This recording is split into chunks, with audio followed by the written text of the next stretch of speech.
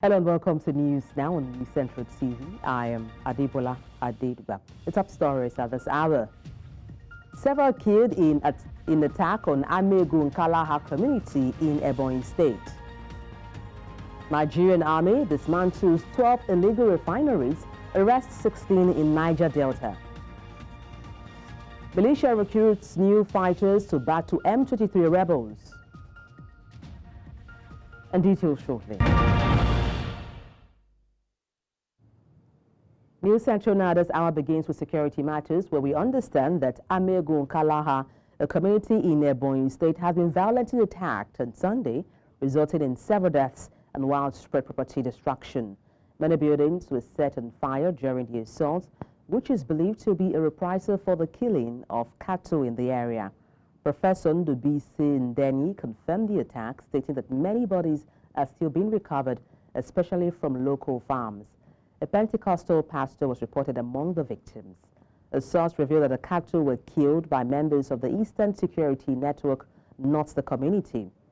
The chairperson of Ishelu local government area, Ifoma Peace Agu, confirmed the incident, stating that victims' bodies are being transported to the mortuary. The police are yet to comment. Staying with security matters, the Nigerian Army's 6th Division says it has successfully destroyed 12 illegal oil refining sites and arrested 16 suspects in a week-long operation across the Niger Delta.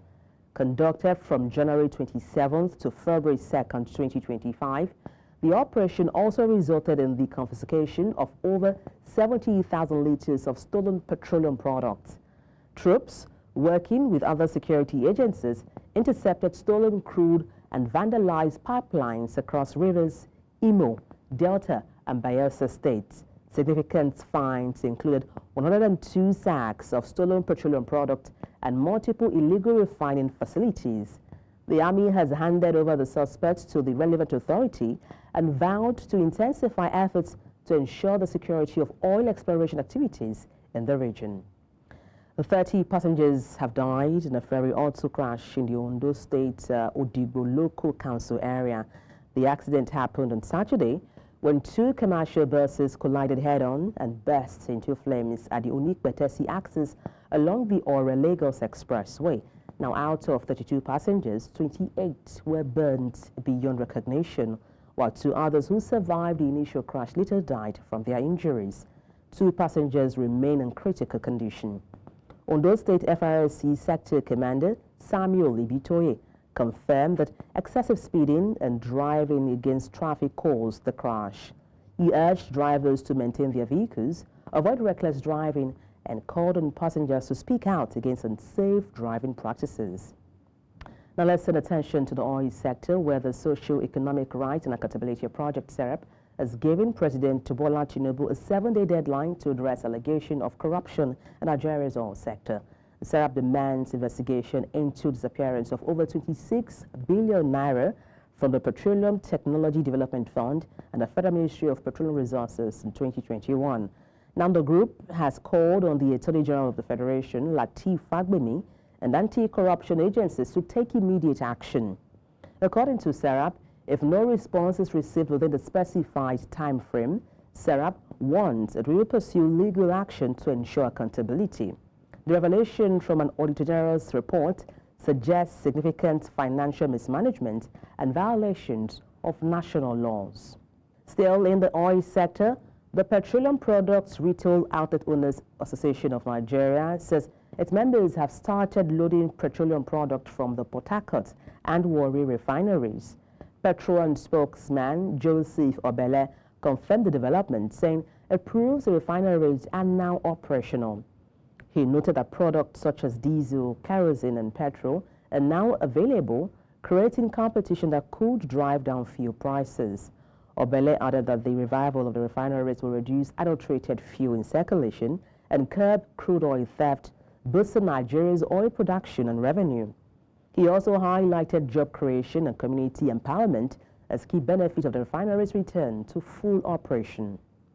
Meanwhile, the Petroleum Products Retail Outlets Owners Association of Nigeria, Petron, has called on fuel marketers to reduce the pump price of premium motor spirits PMS following a drop in the ex-depot price from 950 naira to 890 naira per litre at Dangote Refinery. And speaking on this, Petrol National President Billy Gillis-Harry welcomed the price cut, but emphasized the need for a gradual transition in retail pricing. He explained that many filling stations still have stock to purchase at the previous higher rate, making an immediate price adjustment difficult. However, he urged marketers to reflect the price change on new stock purchased from today. Petrol reaffirmed its commitment to fair pricing and sustainability in downstream petroleum sector, pledging to work closely with Dangote Refinery and other stakeholders to ensure consumer benefits. The Adamawa State chapter of the Independent Petroleum Marketers Association of Nigeria has warned of a potential industrial showdown with the Nigerian Customs Service, NCS, following the recent seizure and auctioning of petroleum products in the state. IPMAN has threatened to halt operations completely, protesting what it described as unjustified confiscation of legally sourced fuel, a move it says is detrimental to economic stability in the region. Last Thursday, customs officials says 199,495 litres of premium motor spirit valued at 199.5 million naira and later auctioned the fuel at a subsidized rate of 630 naira per litre at select filling stations, while 25-litre jerry cans were sold for 10,000 naira each. Reacting to this, oil marketers in Adamawa insist that the confiscated fuel was not smuggled, stressing that it was legitimately acquired and in full compliance with industrial regulations. Nigeria's electricity tariffs will increase in coming months, according to Olu Vejen, special advisor to President Bola Tinubu on energy. And speaking at the Africa Heads of State Energy Summit in Tanzania, Vejen said tariffs must rise by about 66% to reflect the actual cost of electricity supply. She emphasized the need for a balance between higher tariffs and subsidies for low-income consumers. The move aims to improve power reliability, attract private investment, and boost infrastructure. Vejen noted that Nigeria currently transmits only 8 gigawatts out of 14 gigawatts installed, with just 4 to 5 gigawatts reaching consumers. She stressed that energy reforms are critical to achieving Nigeria's goal of a $1 trillion economy. And for context, we're joined by Nii Duale, founding partner Duale Ovia, and Alex Adedikpe Law Firm. Good evening, glad to have you join me on the news. Hi, thank you for having me. All right. Hi, good evening. All right, good evening. Thank you for having me. All right, how do you think this 66% tariff increase will impact consumers, particularly now for low-income households and businesses? So I think that it's very important that we understand something, especially what's going on in Nigeria. I mean, apart from inflation and every other thing that is spiraling out of effect, one of the things that is important to know that the percentage that they are basically increasing to, I mean, will definitely impact on energy affordability, especially in terms of the low-income households, businesses, commercial activity, right? But I also think that it's important for us to understand it. Is this something that has to be done? It definitely has to be done, right? Because the fact is, energy tariff, they need to be cost reflective in the sense that it's a very capital extensive industry. So essentially what you're saying is that you want people to basically come into that place, put in money, and to be able to do their investments. Nobody's going to put in money into an industry whereby they're not able to do their investment. So in all honesty, I think that what the government is doing, even though it has not been announced by NEC, is something that at least will give some comfort for people who want to invest in that industry. Well, I know you talked about. I know you're talking about the need for investments in that sector, but then do you think these are justifications valid enough and sufficient to warrant such substantial price increase in tariffs?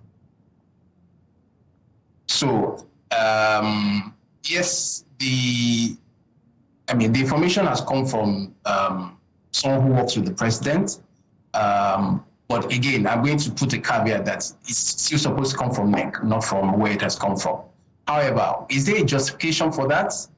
In a way, I think there is that justification. But do I think that it will get up to that amount eventually? Probably not.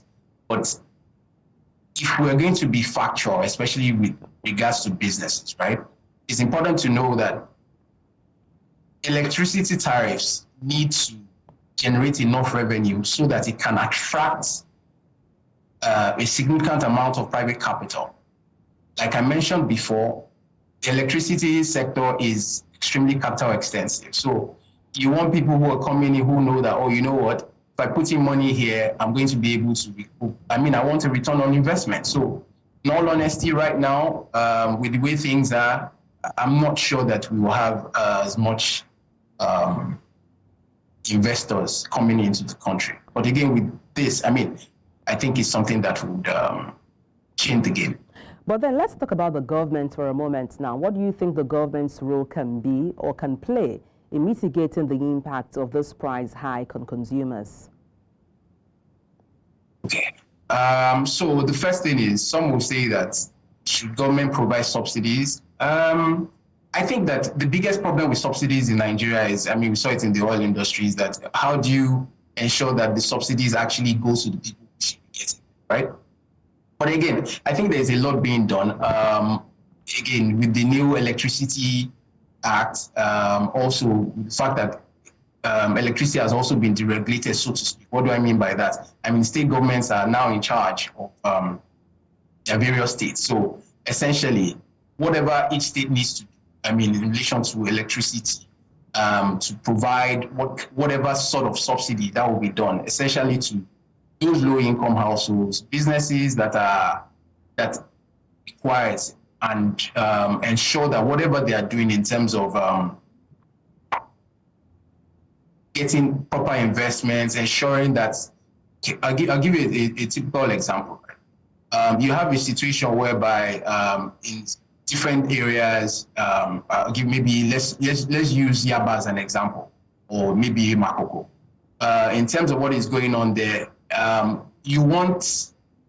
some will say that by the time they increase the power and the tariffs, people won't be able to pay. But the truth about it is that, like I mentioned, because it is a capital extensive industry or sector, what you want is that you want people who can actually afford to pay for that power to basically be the ones who will get enough power to basically run their commercial activity. So the truth about it is that what government needs to do is to ensure that their tariff, whatever tariff is being applied, I mean by tariff, I mean by the methodologies, that it is not too exorbitant.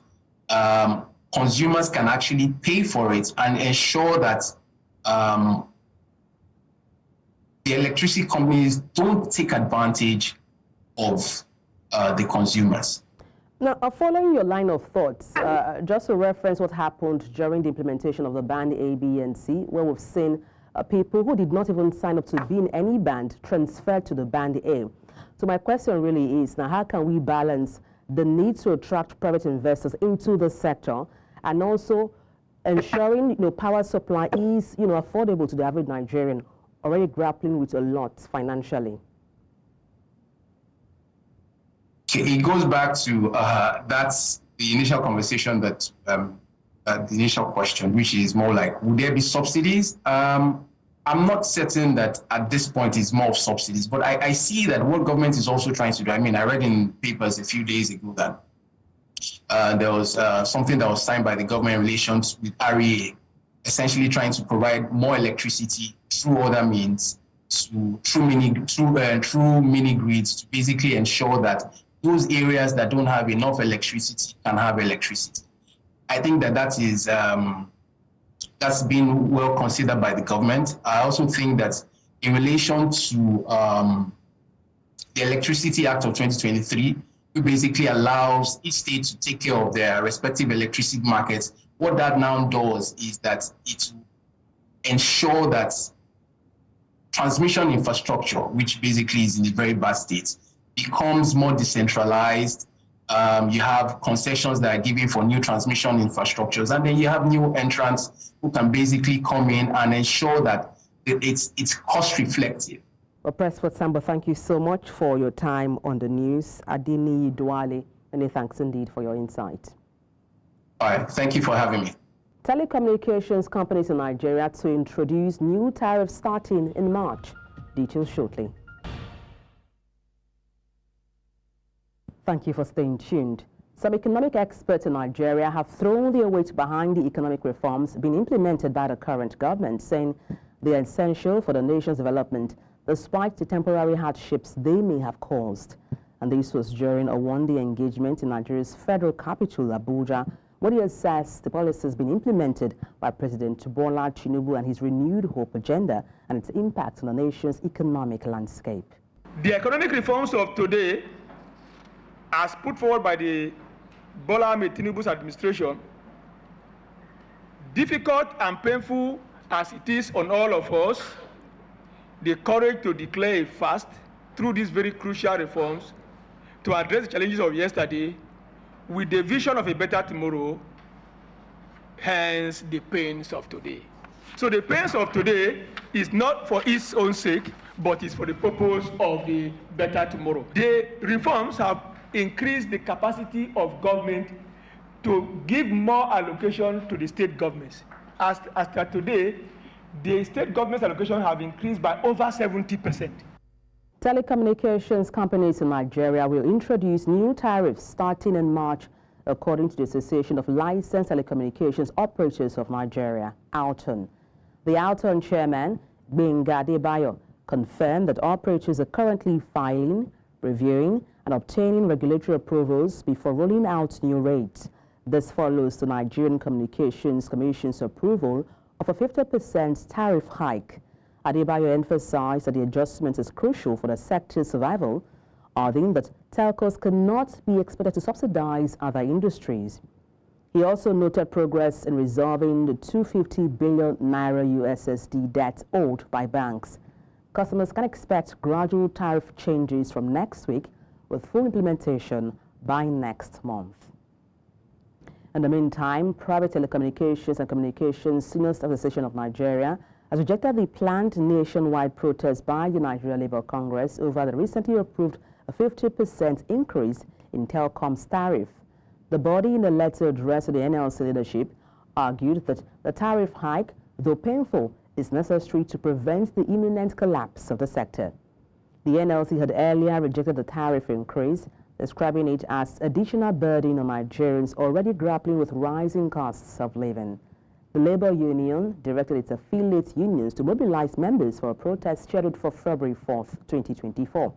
However, the body, which represents workers in the telecom sector, expressed disappointment that the NLC took the decision without consulting them. From devastating floods to prolonged droughts, climate change is no longer a distant threat. It is a reality that many communities in Nigeria are battling with every day. Experts say that if urgent action is not taken to mitigate its effects on citizens, the damage done could become irreversible. Our correspondent, Idong Yusuf, tells us more. With severe floods and extended droughts impacting communities across the country, many will agree that Nigeria has had its own fair share of challenges associated with climate change. Today, farmers like Abraham Jimmy are struggling to cope with the irregular and harsh changes in weather patterns, which have become increasingly severe and unpredictable. You pour water for 3 days, you see the water have dried off due to the weather. Sometimes you see how the weather will be cool, even from the dry season. You will see sometimes you see breasts. Sometimes you will see the well in the night, even in the day. You see how breeze will follow, will be blowing. You feel you can be able to even go under sun, after sun, and even walk into the sun. But when you come to sometimes, you see the way the hot. While the government has made commitments to reduce carbon emissions, experts believe that more needs to be done to reduce reliance on fossil fuels and tackle deforestation. The biggest source of climate change is how we get and use our energy. The obvious thing that we need to do is to move away from generating our energy from fossil fuel to generating our energy from renewable sources. The good news is that increasingly generating energy from renewable sources such as solar and hydro and wave have become more competitive. The unit cost of generating energy from solar has fallen dramatically. From plastic pollution to gas flaring, Nigeria faces numerous environmental challenges, thus needing to reduce its carbon emissions. With many citizens unaware of how their daily activities contribute to climate change, experts say that transitioning to renewable energy, enforcing existing deforestation laws, and investing in public awareness campaigns are key ways to address these crises. Waste management is a very big gap. We do not have a lot of waste management companies, because if we say we're going to leave that to the government, it's also not going to be sustainable. We have renewable energy issues, we have solar, we have wind, we have so many areas of renewable energy that youth can be engaged to be self-sustained. Our forest cover is being lost at an alarming rate. So we need to arrest this by aggressively pursuing a deforestation, afforestation and reforestation policy. And by the way, at an individual level, people need to make better choices. Environmental experts say that the challenges posed by climate change in Nigeria are real and require solutions that involve both policymakers and the public. They call for increased awareness and bold actions that will determine the country's future. In Abuja for News Central, I am Idong Joseph. And now to health matters, where the Federal Ministry of Health and Social Welfare says it is committed to delivering President Bola Tinubu's vision for a transformed healthcare system in Nigeria. Health Minister Professor Muhammad Ali Pate announced that 2025 will be a pivotal year with clear and ambitious targets set to improve healthcare delivery nationwide. He emphasized the government's accountability to the people, stating that progress will be measured by tangible results. Key initiatives include expanding access to quality healthcare, strengthening medical infrastructure, and enhancing social welfare programs. The ministry assures Nigerians that we will work tirelessly to meet these goals, ensuring a healthier population and stronger healthcare system. As I have shared previously, we are determined to transform the primary healthcare landscape. And this is a journey that I have been on since many years ago as the National Primary Healthcare Development Agency CEO in 2008. A sector-wide approach to health reform, which has brought together federal institutions, state governments, local communities, development partners, non-governmental organizations, our traditional institutions that we revere so much, to form a coherent line of an action. And this year, we are positioned to expand the impact of our sector-wide approach in very practical terms. In view of our ambitious yet achievable commitments to double the current number of primary healthcare facilities in Nigeria that are functional by 2027. I'm pleased to report to you that in 2025, 40% of all the primary healthcare facilities that have been assessed at level 1 during our thorough diagnostic process will be upgraded to level 2, therefore significantly increasing the availability of the facilities that are capable of delivering integrated sexual and reproductive health services, including family planning and post-procedural care across all states of the Federation. Coming up, Djibouti launches deadly drone strike near Ethiopian border. Details shortly. Join us again. Thank you for staying with us. The news continues in the east of the continent, where Djibouti security forces have carried out a drone strike near the Ethiopian border, killing 8 rebel fighters and an unknown number of civilians. The country's defense ministry confirmed the attack on Sunday, stating it targeted the armed front for the restoration of unity and democracy, which Djibouti considers a terrorist group. Authorities acknowledged civilian casualties and launched an investigation. While Ethiopian media reported the strike happened inside Ethiopia, Djibouti insists it occurred within its borders. Fruda has been engaged in armed rebellion since 1991, claiming to defend Afar ethnic interests. Djibouti strategically located along key global shipping routes, hosts major U.S. and French military bases. Staying in east of the continent, at least 56 people have been killed in artillery shelling and airstrikes across the greater Khartoum as Sudan's devastating war continues to escalate. A busy market in army-controlled Omdurman was hit by RSF shelling, killing 54 people and injuring 158 others, overwhelming Al Nao Hospital, according to medical sources and the Sudan Health Ministry. The ISF has denied responsibility for the attack, while Doctors Without Borders describe the scene at the hospital as utter carnage. The Sudanese Army and the Rapid Support Forces have been locked in a power struggle since April 2023, with the conflict intensifying as the army fights to reclaim control of the capital. Rwanda has now still staying in east of the continent. At least 56 people have been killed. We brought you that earlier. Let's move to what is happening in pro-government militia in DRC, training new recruits to fight against the M23 rebel group, which has begun advancing south after seizing key territory in eastern Congo. Now, despite being under-resourced compared to the Rwanda-backed M23, the militia supporting the Congolese armed forces are receiving critical food supplies from private donors. The conflict in eastern Congo has intensified, with M23's recent gains raising concerns about further stability. The Congolese government has accused Rwanda of backing M23, a claim Rwanda denies.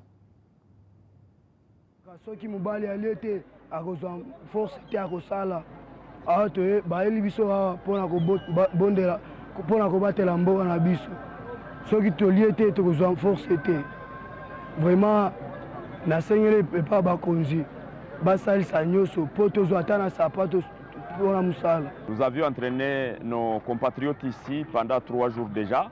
Ils sont déjà aptes à toutes les gymnastiques que nous sommes en train de leur offrir. Il y a les sauts de crapaud et consorts, il y a les rampages. Et il y a d'autres que je ne voulais pas donner ici pour ne pas donner secret à nos ennemis parce que vous savez que nous sommes en train d'y aller d'ici bientôt. Mais je voulais seulement rassurer que nos compatriotes ici sont bel et bien formés dans des gymnastiques pour les chats de bataille. Pour la capacité tusaidia kwa kuleta force, kule kwetenda pambana kwa kuwa vita inapiganiwa mufaso zote.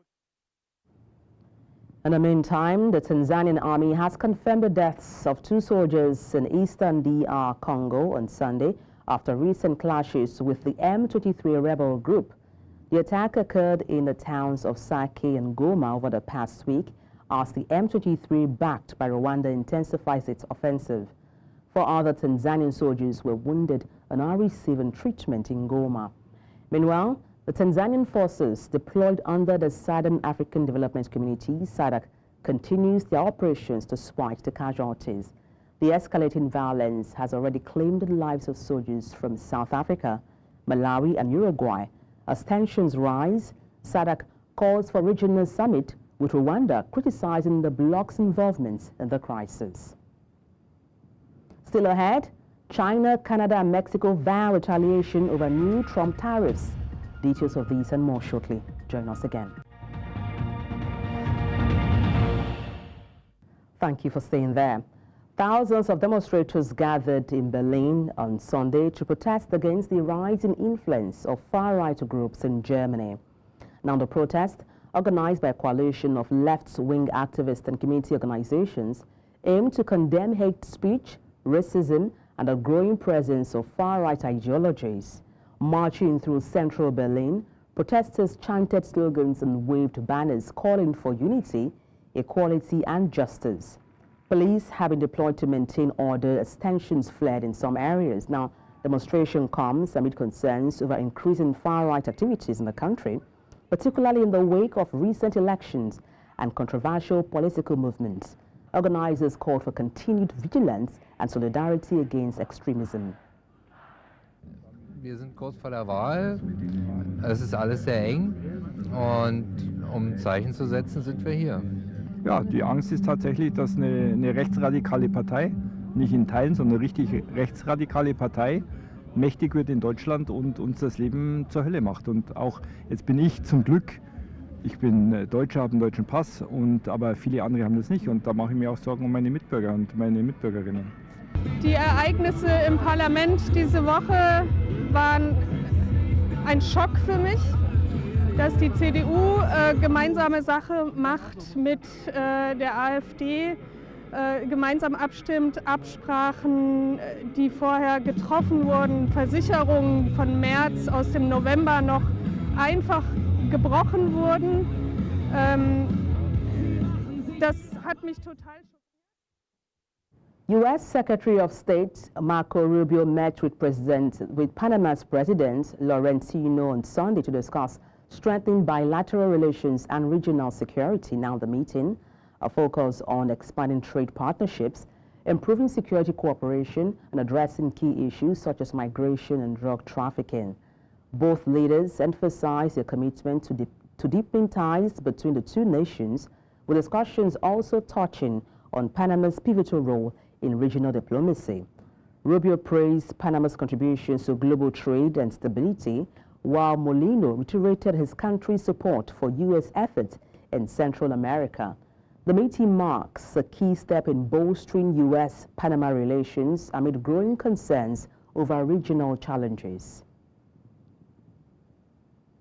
In response to U.S. President Donald Trump's announcement of new tariffs, China, Canada, and Mexico have pledged swift retaliation. Trump's move, which targets key imports, has sparked outrage among these nations, who argue it could harm trade relations and disrupt global markets. China, already locked in a tense trade war with the U.S., warned of necessary countermeasures against the tariffs. Meanwhile, Canada and Mexico, U.S. neighbors and trade partners under the USMCA agreement, have also expressed concerns over the economic impact on industries and jobs. With tensions escalating, expert anticipates a remarkable trade standoff unless diplomatic negotiation can bring a resolution. Like the American tariffs, our response will also be far-reaching and include everyday items such as American beer, wine, and bourbon, fruits and fruit juices, including orange juice, along with vegetables, perfume, clothing, and shoes. It'll include major consumer products like household appliances, furniture, and sports equipment, and materials like lumber and plastics, along with much, much more. If President Trump wants to usher in a new golden age for the United States, the better path is to partner with Canada, not to punish us. Unfortunately, the actions taken today by the White House split us apart instead of bringing us together.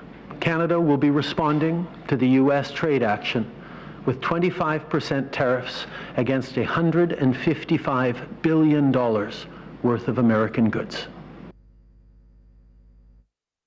Torrential rains have caused catastrophic flooding in northern Queensland, Australia, forcing thousands to evacuate their homes.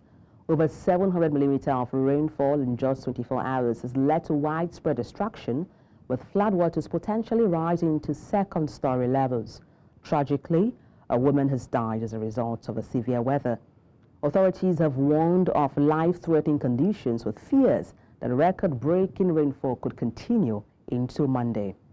Queensland State Premier David Crisafulli described the situation as worst in over 60 years, citing both the intensity and duration of the storm. Now the city of Townsville has been particularly hard hit, with roads cut off and urgent rescue efforts underway.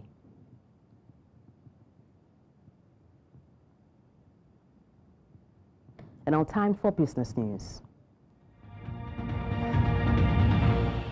Nigeria's federal government and Ogun State have reaffirmed their commitment to easing the process of doing business in the country. This is as they unveiled the Springfield Agro Limited Crops Protection Chemical Plant in Shagamu. Vice President Kashim Shettima, represented by the Minister of State for Agriculture, Senator Sabi Abdullahi, emphasized the importance of expanding industrial capacity across the value chain to guarantee food security in Nigeria. This significant investment, worth $12 million, is a testament to the government's efforts to create a conducive environment for businesses to thrive. Shettima, while noting that the guarantee of food security in Nigeria lies in the country's ability to expand industrial capacity across the value chain, stated that the commissioning of the agrochemical plant aligns with the government's agenda to combat hunger and enhance national food security. The Association of Licensed Telecoms Operators of Nigeria has expressed satisfaction that banks have been making the expected payments to resolve the issue on the ongoing dispute regarding the payment of debts for USSD services to telcos. Speaking at a recent forum hosted by telecom operators, Alten President Benga Debayo revealed that the USSD debt owed by banks to telecom operators grew from 32 billion naira in 2019 to nearly 250 billion naira in 2024, but now there has been a gradual offsetting of the debts.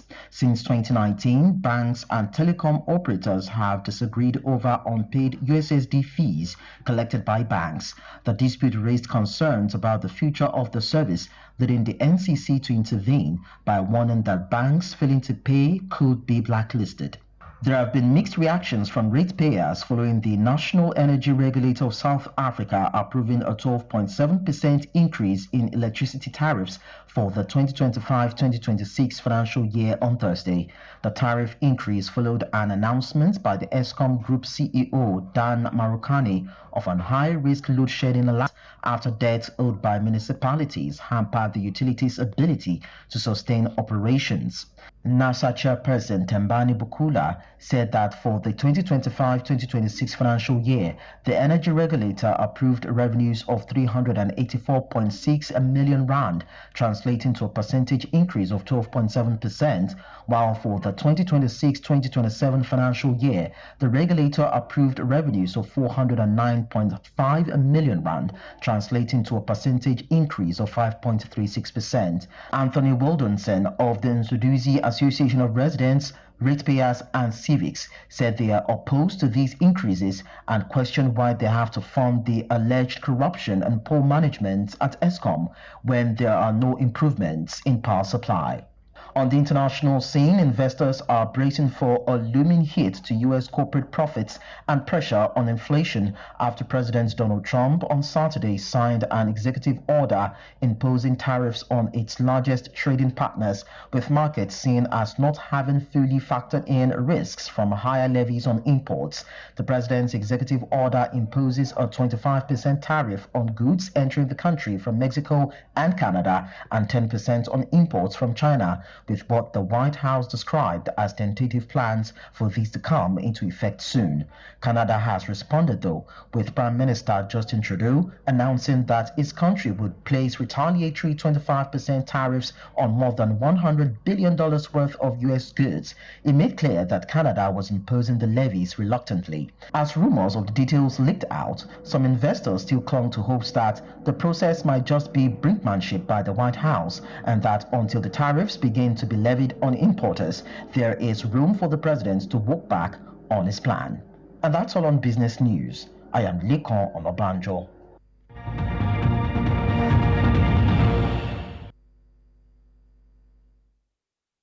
In the world of sports, five-star Arsenal thrashed Manchester City to keep title hopes alive. Favour Itwa has more on this. And in sport, Nigerian teenage fencer Wisdom Okonlawon has been selected by the International Fencing Federation for a high-performance training camp in Wuxi, China, ahead of the 2025 Kids and Junior World Championships.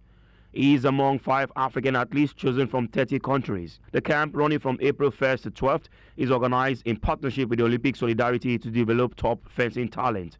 Okonlawon's inclusion highlights his rising profile in the sport and Nigeria's growing presence in international fencing. Following the camp, he will compete at the World Championships on April 13th to 15th, facing early junior fencers. The Nigerian Fencing Federation praised his dedication and pledged continued support for young athletes. His selection marks a significant milestone for African fencing, offering inspiration to aspiring talents across the continent. And now to tennis. Nigeria's Davis Cup campaign ended in a heartbreak as they fell 1-3 to South Africa in the World Group 2 playoffs on Sunday in Pretoria. Philip Henning sealed victory for the hosts with a hard-fought 6-7, 6-4, 6-4 win over Nigeria's Christopher Bulus, securing South Africa's place in Group 2 tie this September. Earlier, Nigeria's hope suffered a setback when the doubles team of Canis Abua and Michael Emmanuel lost their match. Bulus needed a win to keep Nigeria in contention but fell short despite taking the first set. With this defeat, Team Nigeria will now return to Africa Group 3 of the Davis Cup, missing out on promotion to the next stage of the prestigious World Tennis Tournament. And now to football. Heartland FC boosted their survival hopes while denting Rivers United's title challenge with a 2-0 victory in Owerri on the Nigerian Premier Football League Match Day 22 fixture. Christian Moluku broke the deadlock in the 64th minute with a spectacular overhead kick from Christian Nwoko's throw-in. 9 minutes later, Joel Okoro sealed the win with a stunning long-range effort. Meanwhile, Shooting Stars maintained second place after a 1-1 draw against Plateau United. Tijani Kabiru put the Oluyole Warriors ahead in the 76th minute, but Albert Hilary equalized just a minute later for the hosts. Elsewhere, Abia Warriors defeated Akwa United 2-0. Nassau United secured a 2-0 win over Niger Tornadoes, while Kano Pillars were held to a goalless draw by Bayelsa United at home. And now to the Premier League. Miles Lewis Kelly scored his first goal for Arsenal as the five-star Gunners cut the gap to leaders Liverpool with a rampant 5-1 victory over reigning champions Manchester City at the Emirates Stadium. Mikel Arteta's men took just 103 seconds to open the scoring as Manuel Akanji was caught in possession, allowing Kai Havertz to cut the ball back for Martin Odegaard to carefully guide home. The visitors did pull level when Erling Haaland headed home on the 55th minute, but the Gunners restored their lead within seconds when Thomas Partey's 20-yard shot took a deflection off John Stones. Arsenal then put clear with Lewis Kelly cutting in from the left side of the area and firing in the third goal just past the hour. Havertz rubbed salt in a waist-sized wound when Rapsin fought 14 minutes from time before substitute Ethan Nwaneri coiled home in stoppage time as Arteta's charges laid down a statement of title intent. The result means second place Arsenal moved to within 6 points of leaders Liverpool, having played a game more. Manchester City are 9 points further back in fourth spot and 15 points below Arne Slot's Reds, who have played a game fewer. And that wraps it up on Sports Update. I'm Favour Itwa.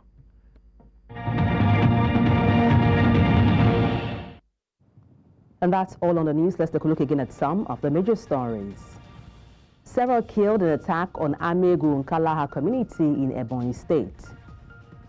Nigerian Army dismantles 12 illegal refineries, arrests 16 in Niger Delta. Militia recruits new fighters to battle M23 rebels. You can watch News Central live on DSTV, channel 422, Star Times, channel 274, Avo TV, and YouTube. Many thanks for watching. I am Adebola Adeduba.